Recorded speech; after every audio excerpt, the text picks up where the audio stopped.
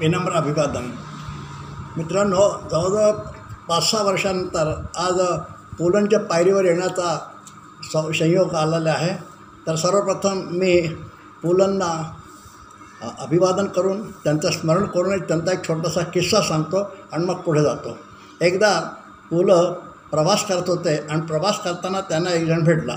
तो म्हणाला, साहेब मी तुमचा फॅन आहे, मला तुम्ही खूप आवडता. तर आणखीन तो पुढे म्हणाला की मला 2 व्यक्ती खूप आवडतात, एक ज्ञानेश्वर महाराज आणि एक तुम्ही. मी माझ्या खोलीमध्ये ज्ञानेश्वरांचा फोटो लावला आहे आणि त्या फोटोसमोर तुमचा पण फोटो लावला आहे. त्यावेळेस पुलं म्हणतात, अहो असं करू नका, नाही तर लोक म्हणतील की अहो ज्ञानदेवांनी ज्या रेड्याच्या मुखातून वेद बदविले तो रेडा हाच का. असं मित्रांनो, स्वर्गामध्ये स्वर्ग काही आहे असं म्हणतात. स्वर्गात स्वर्ग काही आहे परंतु मृत्यू नाही. गीतेमध्ये सर्व काही आहे परंतु खोटं नाही. जगात सर्व काही आहे परंतु समाधान नाही. आणि आज माणसांमध्ये सर्व काही आहे परंतु धीर नाही. जीवनाच्या प्रवासात सर्व काही शिकलो, आधार कुणी नाही देत, परंतु धक्का द्यायला सर्व तयार असतात. माझं म्हणून नाही, आपलं म्हणून जगता आलं पाहिजे. जग खूप चांगलं आहे, फक्त चांगलं वागता आलं पाहिजे. असो. लहानपणी आई म्हणते तुला काही समजत नाही, तरुणपणी बायको म्हणते तुम्हाला काही कळत नाही, म्हातारपणी मुलं म्हणतात तुम्हाला काय कळत नाही, मग पुरुषांना कळण्याचे वय कोणते हेच काही कळत नाही. असो.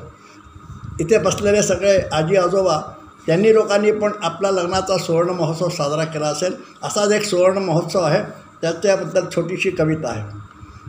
आजीच्या लग्नाचा सुवर्ण महोत्सव साजरा झाला. आजीच्या लग्नाचा सुवर्ण महोत्सव साजरा झाला आणि नातींच्या मनात अनेक प्रश्न उभे राहिले. धाकट्या नातीने तर अगदी स्पष्टच विचारलं, आजी बशीभर पोहे आणि कपभर चहा घेऊन लग्नाच्या पसंतीचं मिळालेलं शिक्कामोर्तब तू इतके वर्ष कसं टिकवलं. हिरव्या पैठणीतली आजी खुदकन हसली. समाधानानं नातीकडे पाहत ती म्हणाली, अगं त्या बशीभर पोह्यांनीच तर कानमंत्र दिला. पोहे करतानाच आईनं शिकवलं, हे बघ आता कढईतलं तेल तापलं की मोहरी तडतडणारच, पण स्त्रीनं मात्र संसारात रागानं कधीही तडतडायचं नाही.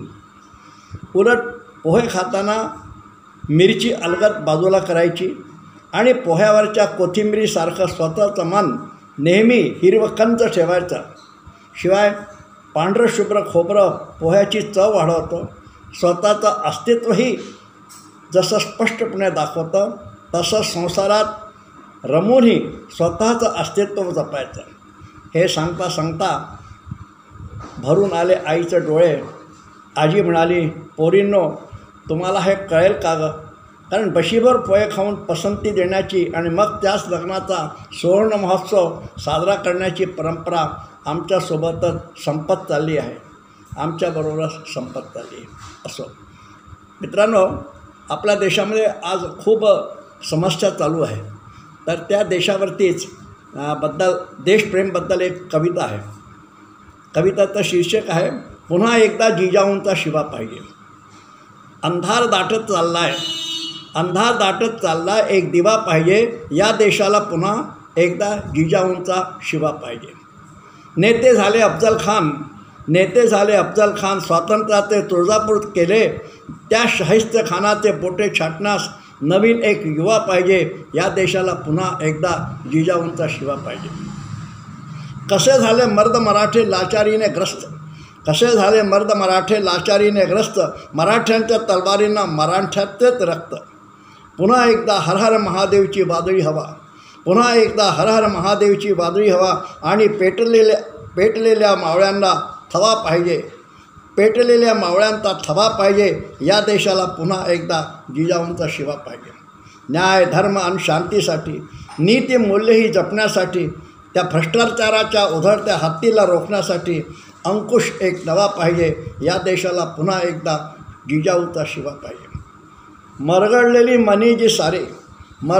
मनी जी सारी, त्यात येऊ द्या पुन्हा वारी, निद्रिस्त या युवा शक्तीला घेत भरारी जगण्यासाठी विचार एक नवा पाहिजे. या देशाला पुन्हा एकदा जिजाऊंचा शिवा पाहिजे. पुन्हा एकदा निधडी छाती, पुन्हा एकदा निधडी छाती, पोलादी मनगट आणि भवानी तलवार पाहिजे. आतंकवादाच्या रोगावर जालिम एक दवा पाहिजे. या देशाला पुन्हा एकदा जिजाऊंचा शिवा पाहिजे. नामर्दांच्या नकोत भलगना, नामर्दांच्या नकोत भलगना, मर्दांची गर्जना पाहिजे. लांडग्यांचे कळप नकोत, शिमिंडीचा छावा पाहिजे. या देशाला पुन्हा एकदा जिजाऊंचा शिवा पाहिजे. या देशाला पुन्हा एकदा जिजाऊंचा शिवा पाहिजे. असो वाटीभर शिरा समोर आला, बघितलं आणि लक्षात आलं की त्यात रवा, काजू, किसमिस, बदाम सगळं दिसलं, सगळं आहे त्यात. पण ज्यामुळे तो शिरा गोड लागतो ती साखर कुठे दिसली नाही. काही माणसं एखाद्याच्या आयुष्यात अशीच असतात जी दिसत नसली तरी त्याच्यामुळे गोडवा आणि आपुलकीमुळे जीवनाला पूर्णत्व मिळत असतं.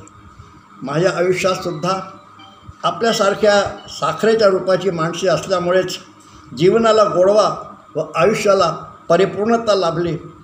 आपले असेच प्रेम आणि कृपा माझ्यावर सतत राहो हीच ईश्वरचरणी प्रार्थना. धन्यवाद.